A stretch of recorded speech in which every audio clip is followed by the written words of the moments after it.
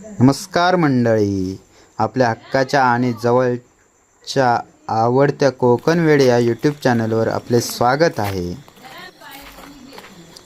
आज आपण चाललोय चिपळूण तालुक्यातील असणारे एक गाव, अर्थातच कोंडमाळ गावच्या मंदिरात.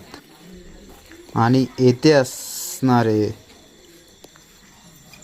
कोंडमाळ गावच्या मंदिरातील वर्षानुवर्षे पूर्वजांपासून चालत आलेली परंपरा म्हणजेच अर्थातच नागपंचमीचा सण.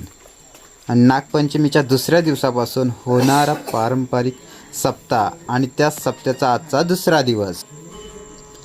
मंदिराच्या आत प्रवेश करण्यासाठी करून आपण पाहतोय विना खांद्यावर घेऊन आहे तो शौर्य राळे.